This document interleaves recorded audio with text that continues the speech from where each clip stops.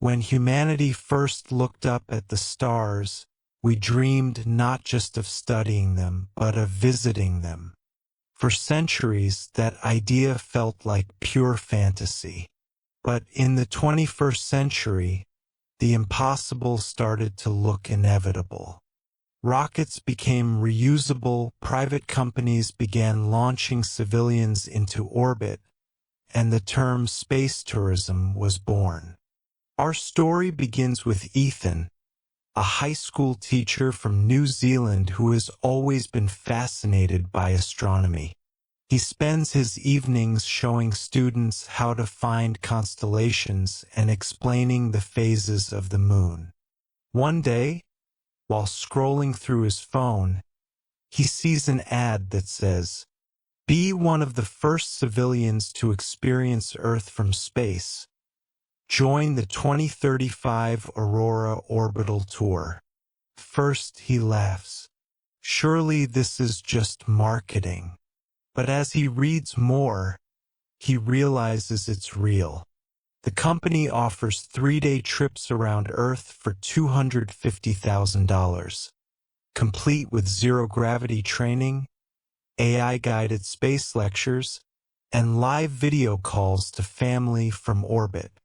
Ethan applies impulsively, never expecting to be chosen. Months later, an email arrives.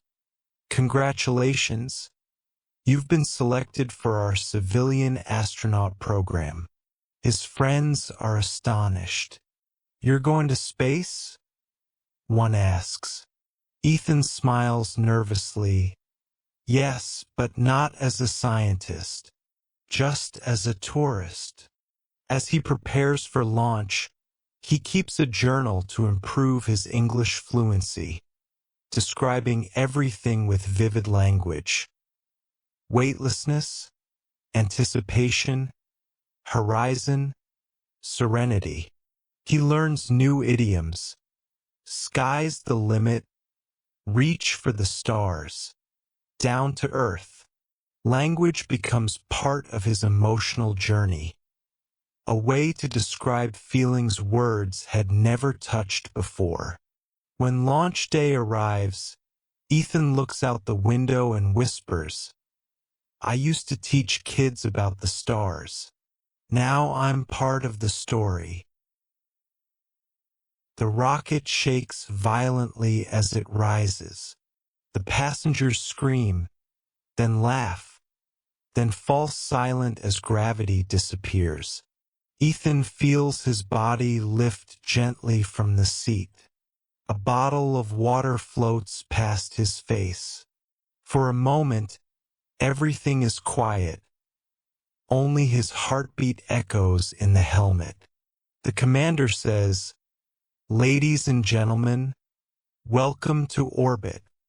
Ethan looks out the window and gasps.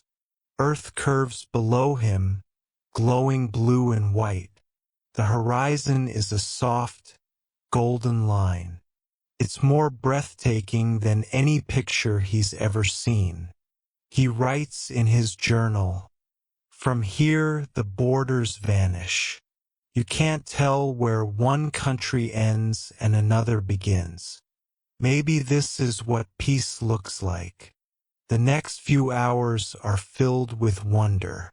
They float through the cabin, take photos, and record messages for their families.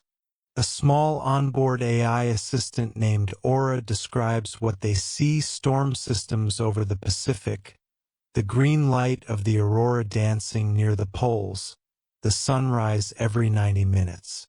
But behind the beauty, Ethan notices something deeper: the growing tension between exploration and exploitation. During dinner, one tourist jokes, "In a few years, we'll probably have space hotels and luxury resorts on the moon." Another replies, "If people can afford it, why not?" Ethan hesitates. "Because maybe space should stay pure," he says softly. This sparks a lively debate in English. using expressions like "in the long run" from an ethical standpoint, and on the other hand, the crew discusses pollution from rocket launches, inequality between rich and poor, and the commercialization of the cosmos. Ethan realizes that learning English isn't just about grammar or pronunciation. It's about communicating ideas that shape the future. When he says, "We all share one planet," his voice trembles with both fear and hope. That night, as the ship drifts over Africa, he closes his eyes and listens to Aura recite a poem generated by AI. "We came to see the stars." Re-entry day arrives. The passengers strap in, feeling the heat build as they fall back into Earth's atmosphere. The cabin shakes. Outside, plasma burns in fiery streaks of orange. Ethan grips the seat handles, heart racing. Then suddenly silence. A parachute opens, and the capsule splashes down into the Pacific Ocean. Rescue teams lift them onto a ship. Reporters rush in, cameras flashing. A journalist asks, "Mr. Carter, what does space look like?" Ethan smiles, still dazed. "Beautiful," he says, "but also fragile. When you see the whole world from up there, you understand how small we are and how connected." Back home, he begins giving talks at schools and online conferences.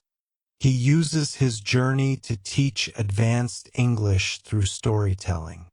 His students practice phrases like "beyond imagination," "a once-in-a-lifetime experience," and "the future is closer than we think."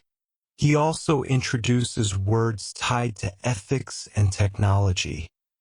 Sustainability, inequality, innovation, exploration. These words become part of his new mission, to teach not only English but also awareness. In his final journal entry, Ethan writes, "Space tourism may start as an adventure for the wealthy, but it could end as a lesson for all humanity. The more we explore the universe, the more we must protect our home." He ends his post with one final line: "Learning English helped me describe space, but learning from space helped me understand life." The story closes with Ethan staring up at the night sky again, this time not as a dreamer, but as a witness. He realizes that the real purpose of space travel isn't escape. It's perspective. And through English, he can share that perspective with the world.